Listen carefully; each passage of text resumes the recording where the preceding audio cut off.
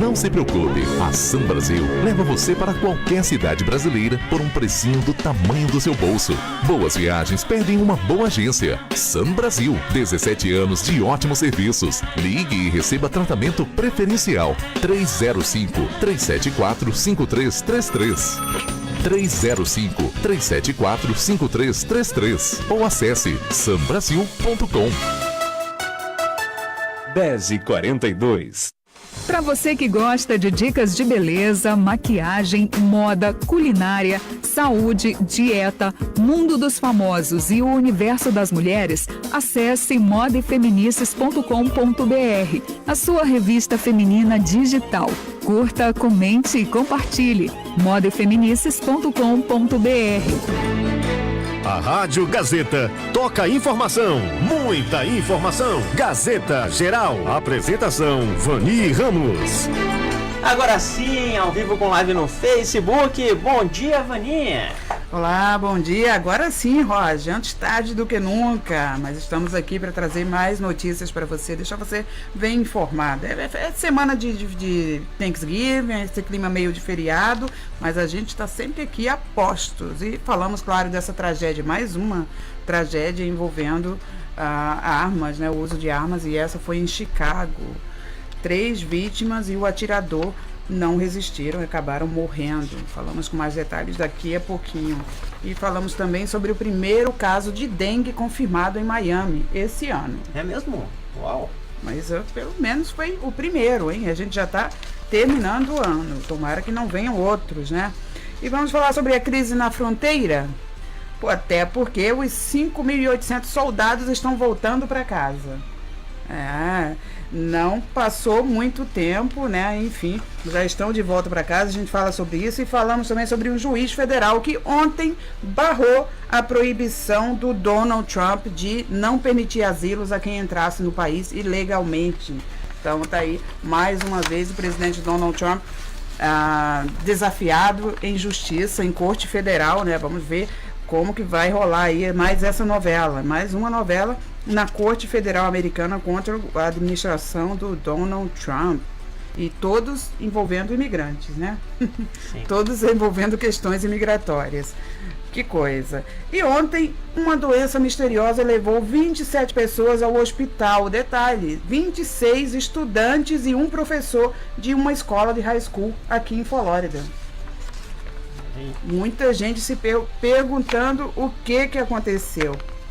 E sabe que época de Thanksgiving é época de, claro, já começar a ver os snowbirds vindo aqui para o sul da Flórida, começando a chegar, mas também é época de ver, ou pelo menos ouvir falar, né, dos piratas de varandas. Você lembra deles? Aqueles que roubam as entregas? Aqueles lá. Uma nova pesquisa revelou que a área de Miami e Flórida está em 3º lugar no país em ranking de roubos de varandas, dos piratas de varandas. Tudo isso e muito mais. Daqui a pouquinho tem comercial aí ou não tem? Você que decide. Então vamos direto já para a notícia, né? A gente falamos dos nossos patrocinadores no final. Você já escutou aí também antes, né? E depois falamos mais aí, vamos direto para o noticiário, começando falando dessa mulher, Roger. Essa mulher que teve a criança roubada ontem no carro. Lembra da história, sim, né? Recuperou, né? Era mentira. Ai, meu Deus do céu. Meu Deus do céu mesmo. Não há o que não haja. Não há o que não haja, como você fala. A mulher que é residente de Hollywood, a Antoniette Rowan, de 37 anos, foi detida ontem pela polícia após várias informações desencontradas na sua história. E a polícia acabou chegando à conclusão de que a história não seria bem 100% verdadeira, e ela admitiu no final que não era mesmo. Ela mentiu que o filho dela estivesse dentro do carro para agilizar a busca policial pelo carro dela. Você acredita nisso? Barbaridade. Pois é, foi exatamente o que aconteceu. E aí, o que aconteceu agora? Deu ruim para a própria. A Antoniette Rowan foi detida ontem sob acusação de fazer um falso relatório policial. Isso aqui também dá prisão, tá, gente? Só para vocês saberem. E aí agora vai se ver com a justiça. A criança, na verdade, nunca saiu de casa, estava em casa o tempo inteiro. E se vocês ouviram o nosso programa ontem, ela teria falado que um homem roubou o carro dela com a criança dentro do carro e que teria devolvido a criança na casa dela momentos depois, mas antes da polícia chegar, claro, né? E com isso a polícia foi investigando, achou muito estranho, muitas falhas, né, nas histórias e tal, e acabou chegando a essa conclusão aí. O homem que ainda está sendo procurado e que supostamente teria roubado o carro dela é o Antônio Monzon, de 32 anos. Ele e a Antonieta haviam se encontrado para realizar uma transação comercial. Não se sabe ainda se a transação envolvia o carro ou não, mas parece que sim. E a mulher teria entrado com o comprador, né, dentro do carro, teria ido no Walmart e depois parado em um posto de gasolina para abastecer, e ao se dirigir ao caixa para pagar pelo abastecimento foi quando o carro foi roubado. Mas essa história também tá esquisita, né? Tá bem esquisitinha. Vai comprar o carro. Vamos dar uma passadinha no Walmart, aí depois nós vamos ainda passar no posto. Então, né? Aí é que está a história. Ainda tem muito mais coisa aí para ser esclarecida, e somente quando esse suposto ladrão do carro, né, o Antônio Monzon, foi encontrado, é que a polícia vai saber qual é a real história, Roger. Eu apostaria aí numa coisa mais assim, pessoal, entendeu? Num relacionamento mais pessoal aí. Tá com cara de coisa mais próxima, né? Não sei. Enfim, né? Enfim.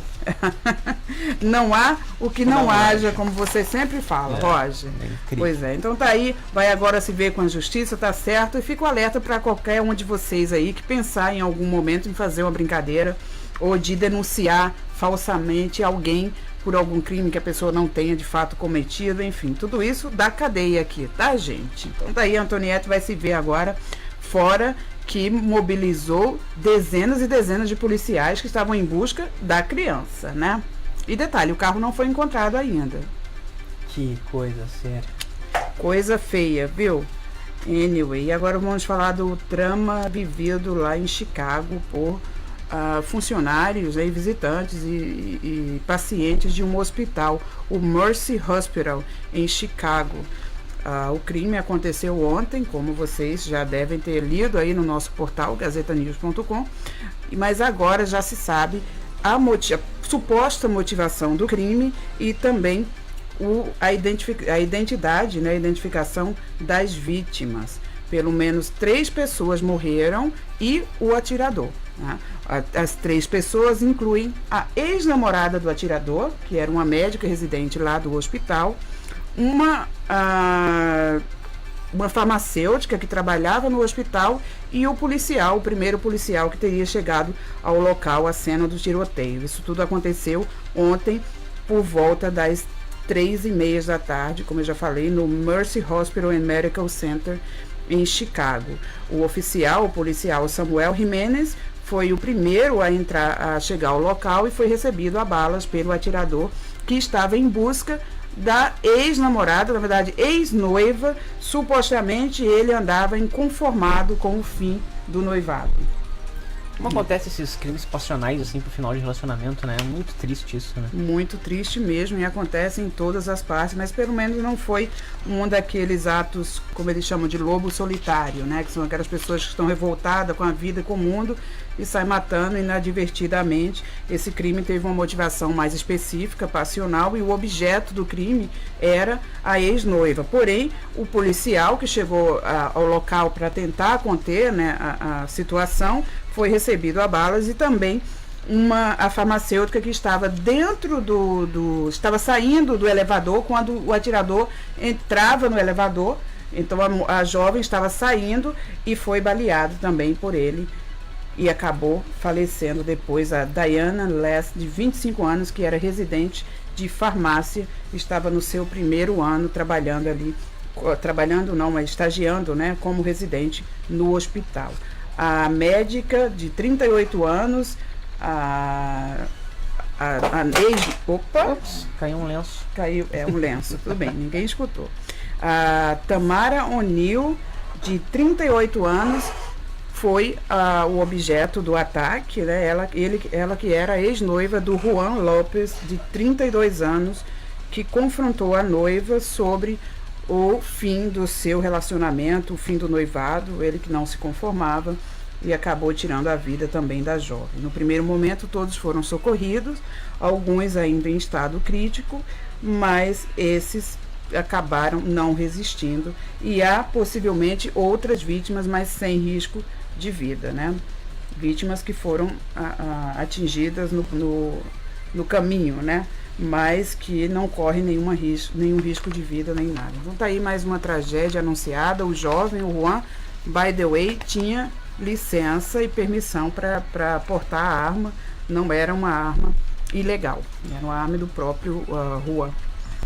Que triste, né? Muita gente realmente, como você fala, que não se conforma com o fim de relacionamento. Quer dizer, no Brasil é tão comum isso, né? E aqui a gente começa a ver também com mais frequência esse tipo de relato. Então, realmente, lamentável, nada justifica tirar a vida de outras pessoas, né? Imagina, acabou com a vida dele, dela, pessoas inocentes, de pessoas inocentes, como a farmacêutica, por exemplo, não tinha nada a ver com a história, simplesmente estava no caminho errado, dele. na hora errada. Então, gente, nem é tão difícil falar, mas e o pior é que já está se tornando comum, porque a cada semana praticamente se escuta um relato de atos assim, né? De tiroteios ou pessoas que descontroladas que saem aí na rua matando inocentes por qualquer motivo ou sem motivos, muitas vezes, né? Bom, mais informações sobre o desenrolar dessa história você acompanha no nosso portal gazetanews.com e também no nosso jornal impresso. Amanhã a gente está ali já preparando a edição da semana. Você acompanha também algumas dessas notícias mais importantes no nosso Gazeta News impresso. E olha que a dengue está de volta, viu, Roger? Está de volta, foi confirmada ontem, ou confirmado, né, o primeiro caso oficial este ano em Miami, né? Isso só na região de Miami, claro. Em outras regiões também houve registro aí de outros casos, né? O CDC, né, o Departamento de Controle e Prevenção de Doenças, não confirmou a região exata nem o nome da pessoa que foi detectada, né, foi diagnosticada com a dengue, mas confirma que é o primeiro caso do ano e que a pessoa tinha todos os sintomas, febre alta, dor de cabeça, dor muscular, dor nas articulações e outras complicações. Claro, né? A gente já conhece bem quais são os sintomas da dengue. E esse caso de Miami vem aí já no final do ano, graças a Deus, nenhum outro caso foi relatado. E não são muitos também, tá, Roger? Em Miami-Dade relatou 21 casos durante a última década. Olha só. Durante os últimos 10 anos foram relatados 21 casos somente. 2 por ano.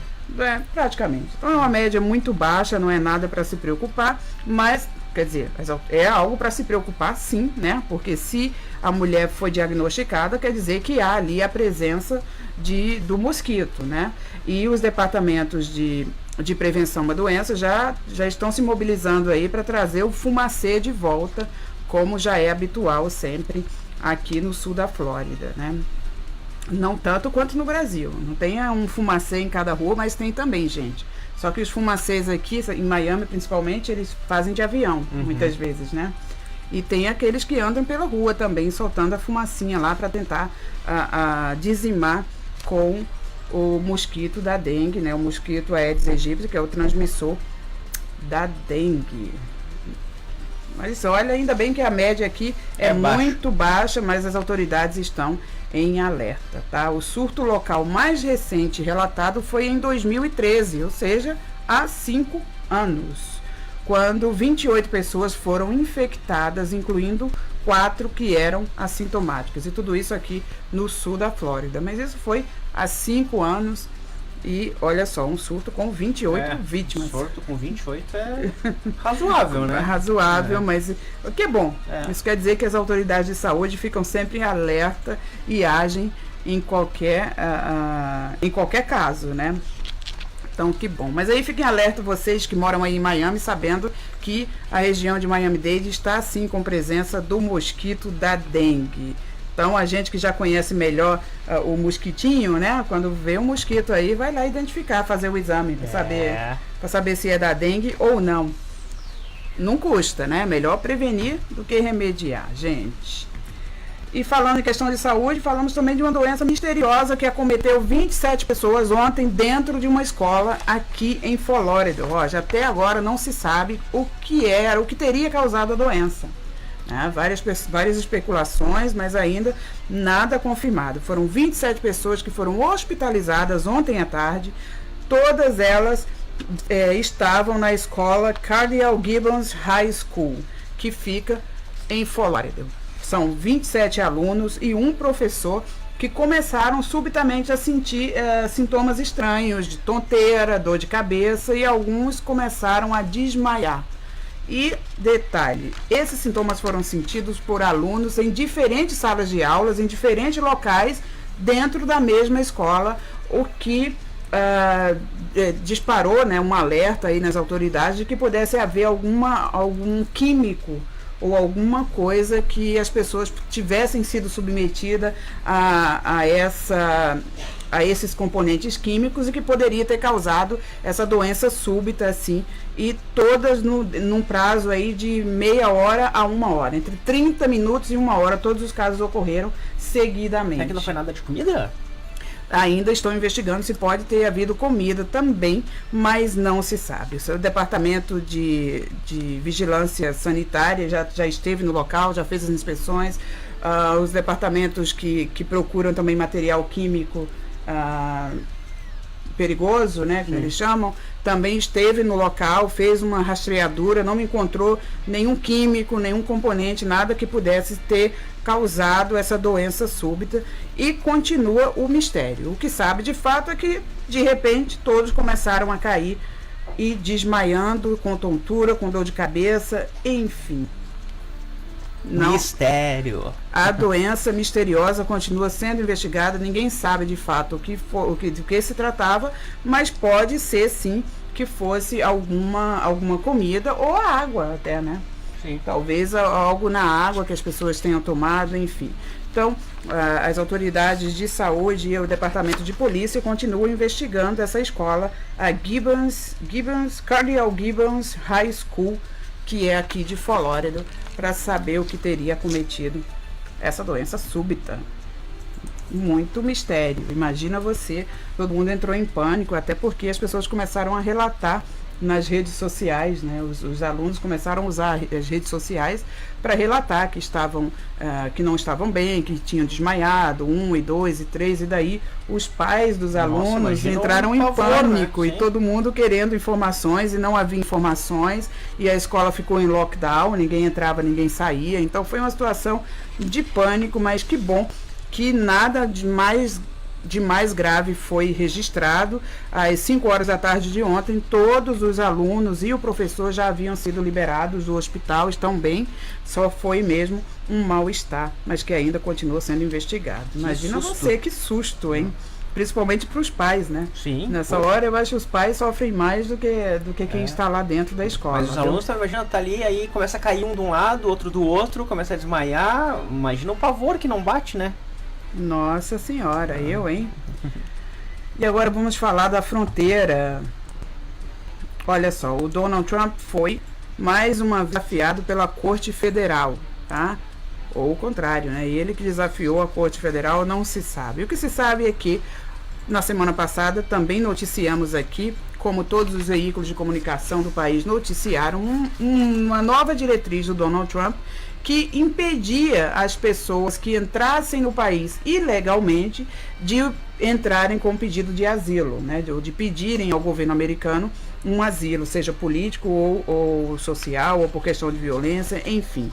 Segundo a diretriz do Donald Trump, somente pessoas que entrassem com visto poderiam ter direito a esse asilo.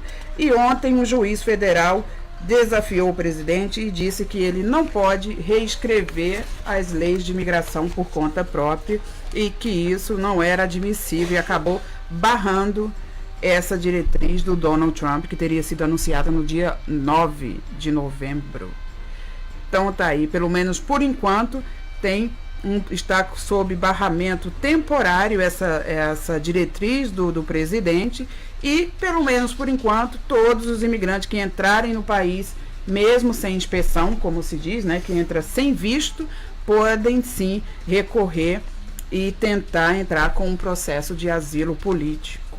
Tá aí mais uma novela, assim como o DACA, assim como o Travel Ban contra os muçulmanos, né, que também causou muita polêmica nos primeiros meses de administração do Donald Trump, e como tantas outras polêmicas envolvendo imigrantes, essa aí vai pro tapetão também. Certamente, vai dar muito pano pra manga. Hein? Vai se arrastar aí por alguns meses, enquanto isso os advogados vão tentando buscar brechas aí para os seus clientes, né? E enquanto isso os imigrantes continuam chegando, né? Cerca de 3 mil pessoas chegaram ontem em Tijuana, ali no México, que fica na fronteira com a Califórnia, com San Diego, né? Então já 3 mil pessoas que se apresentaram, 107 delas já foram detidas e já entraram com o pedido de asilo, já que agora, segundo essa determinação do juiz federal, eles podem continuar. O juiz, by the way, tá? É o John Tigar. Mas não é Tiger de Não é de tigre. tigre, não. Não é Tiger de tigre, não, tá, gente? É Tigar. Vamos dizer, Tigar. John Tigar, que é um juiz federal e que foi, claro, apontado pelo ex-presidente Barack Obama. E ele aí desafiando, então, o Donald Trump. Vamos ver o que vai rolar dessa nova novela. Mais uma, né? Mais uma. Brasileiro gosta de novela também. Então, a gente vai acompanhando capítulo a capítulo e ver no que dá. Enquanto isso, as pessoas vão se aproveitando das brechas e vão conseguindo entrar com os seus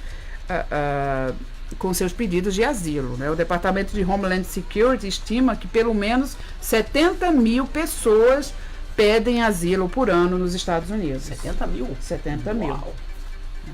Quer dizer, se você for comparar o número de imigrantes que entram pela fronteira do México em relação à quantidade de pedidos que o país recebe por ano, não é nada, né? Tem estimativa de quantos entram pela fronteira do México? Até agora chegaram 3 mil. O ano passado acho que foi 3 mil e pouco também. Quer dizer, se eles concedessem, que acabam não concedendo asilo a todos eles, né? Tem todo um processo que tem que confirmar. Mas, em comparação aos 70 mil pedidos por ano, quer dizer, é 5%, né? É quase nada também.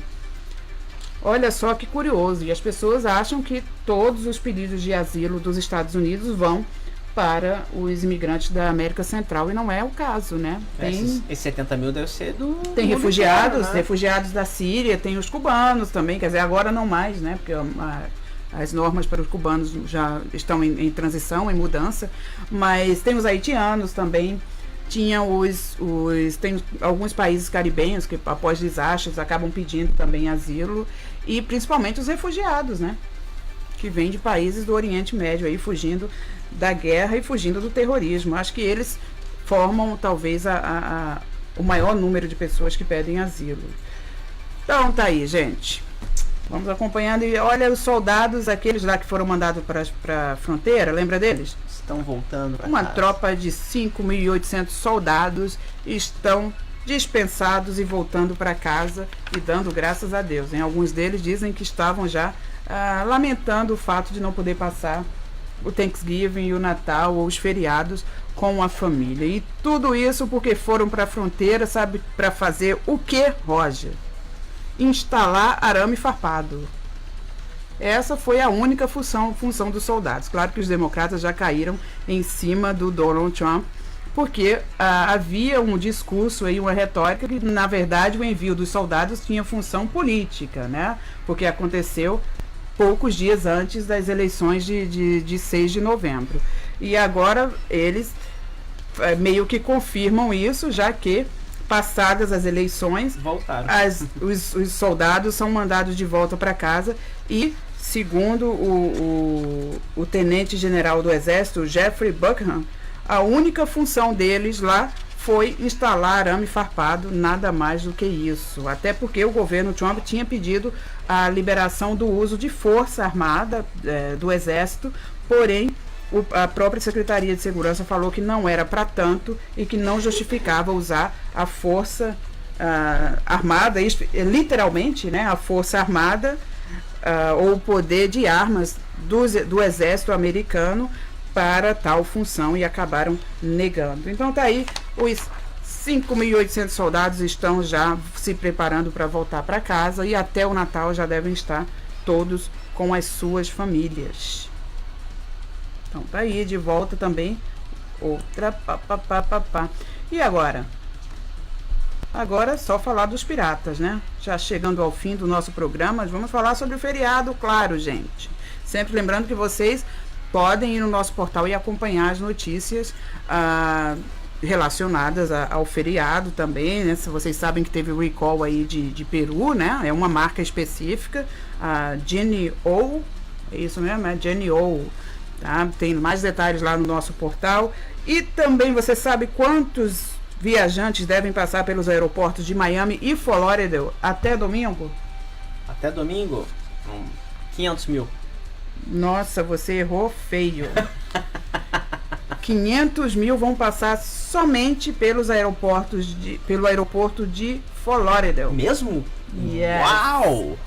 O aeroporto de Miami deve registrar aí 914 mil passageiros. Quase 1,5 milhão de pessoas devem passar pelos aeroportos do sul da Flórida, que são os aeroportos de Miami e de Flórida. É muita gente. Meu Deus, é a população inteira de Porto Alegre. Indo e voltando, né? Imagina, claro. sim. É muita gente. É muita gente. Fora os que viajam de carro, né? Que aí é um número muito maior ainda. Já tem muita gente vindo do norte para ficar, né? Então... E tem gente partindo também, aproveita a esticada, quer dizer, um dos raros feriados americanos que as pessoas podem enforcar, né? A sexta-feira, né? Porque tem a sexta-feira aí que é o Black Friday, mas muitas empresas acabam liberando os funcionários, e as pessoas, quando têm famílias em outros estados, vão passar o feriadão e ficam lá de quinta a domingo, o que é raro aqui. Só acontece uma vez por ano, e é exatamente no Thanksgiving. Sempre na última quinta-feira de novembro, né? De novembro, todos os anos. Então tá aí 1,5 milhão de pessoas só nos aeroportos, fora as estradas que já estão super lotadas, e gente indo e vindo. E essa temporada também é a temporada dos piratas. Os piratas de varandas, aqueles lá famosos, exatamente. Uma pesquisa recente revelou que Miami e Flórida ocupa a 3ª posição. A área, né? A região de Miami a Flórida ocupa o 3º lugar no ranking dos piratas do Caribe, não. Dos piratas de varandas, que são aquelas pessoas que ficam esperando ali o correio entregar as suas compras que você fez por correio, por internet, né? Ficam esperando e vão lá e surrupiam a sua caixinha. Já aconteceu com vocês? Não, ainda não, graças a Deus. Que bom, vocês são afortunados, tá? Então tá aí, segundo o ranking do SafeWise, que analisou estatísticas do FBI de 2017 e dados do Google Trends, a busca por pacotes perdidos e pacotes roubados, né? Essa é a busca no Google, claro, dão indícios de que de novembro, exatamente da época da semana de Thanksgiving, essa que a gente está, até o dia 6 de janeiro, é quando há um pico, né, um aumento dos roubos de pacotes nas soleiras das casas, e mais especificamente nas varandas. Por isso que foram apelidados de piratas de varandas, tá? Liderando a lista estão Austin, no Texas, e Salt Lake City, seguido de Miami, Flórida, essa região metropolitana aí, em 3º lugar. Sabe qual é a cidade onde há o menor índice? Menor índice? Deve ser uma cidade do interior no meio dos Estados Unidos. Olha, St. Louis. St. Louis, mas Portland, Minneapolis, Sacramento, a região de Sacramento é Stockton, que não é tão pequena, Sacramento, Califórnia, e também Nova York. Olha aí, a cidade de Nova York. Muito bem. Essas têm áreas com menor probabilidade de terem pacotes roubados. Bom, Sacramento até é uma curiosidade, né? Muita gente não sabe, mas Sacramento é a capital da Califórnia. Muita gente pensa que é LA ou até, sei lá, outra cidade famosa, né? Mas é Sacramento mesmo. Aqui tem muitos estados onde há cidades mais famosas do que as capitais. Aqui Flórida é um deles, é, né? Eu só fui saber que era Tallahassee quando eu vim pra cá. Antes eu não sabia. Se você iria saber quando ganhasse na loto. Porque ia ter que ir lá pegar. Prêmio grande tem que buscar lá. Fez um mês agora e ele não foi retirar o prêmio ainda. Então, gente, não fui eu. Quer dizer, não sei, até vale a pena buscar lá os bilhetes escondidos que ficam lá soltos aí, quem sabe, né? Ai. Então tá, gente, então é isso, tudo isso e muito mais, já falei, né, de tudo, já falei da mulher presa aí. Gente, por hoje é só. Já cansei também, né? A garganta já tá, ó. Mas a gente gosta de te ouvir, Vanusa. Mas a garganta cansa, viu? Ainda mais nessa época. E vamos dar um alô pro pessoal que está lá na live, a Alane Ramos sempre com a gente, a Lolita Holdcraft, olha, good morning, a Estela Maria Gonzaga, bom dia Estela, que bom que vocês participam. O Maurício Braz também, o Marcelo Santos, a Elane sempre na sintonia, a chefa ali, a Fernanda Serino, né, e tem vários comentários aqui, obrigado pela presença de vocês, a audiência, bom dia, a gente volta amanhã, tá? Na quinta-feira não tem Gazeta Geral, mas a gente volta amanhã, inclusive com dicas de cinema. Até amanhã, tchau. Daqui a pouquinho a gente tem o Bruno Yarucci aqui trazendo todas as notícias sobre imóveis, investimentos aqui no sul da Flórida, fica ligadinho aí com live no Facebook. Tchau. Segue o baile! Domingo é dia de descontração total aqui na Gazeta News USA. Só toco bebop no meu samba, quando o tio Sam tocar um tamborim, quando ele pegar no pandeiro e no zabumba, quando ele aprender que 10 da manhã, a autêntica música brasileira toma conta do pedaço. A vida vai te balançar. É pra reunir toda a família aqui no Clube dos Amigos. Até as 2 da tarde a gente curte os pagodes que mexem com o coração verde e amarelo. Emolduro, aquarelo, meu Brasil, simbora. Não perca mais esse encontro divertido do Clube dos Amigos. A partir das 10 da manhã, todos os domingos. Onde tem pagode, rola o som da Gazeta News USA, a rádio que toca os brasileiros na América. Se você esteve envolvido em acidentes de carro, acidente de trabalho, problemas com a justiça americana e imigração, chame a Total Help. Ajudamos você em questões de prisão, deportação, corte, problemas com carteira de motorista, estado civil, família. Chame a Total Help. Total Help. Você já conhece há anos. Você pode confiar. Ligue agora. 954-709-8248. 954-709-8248.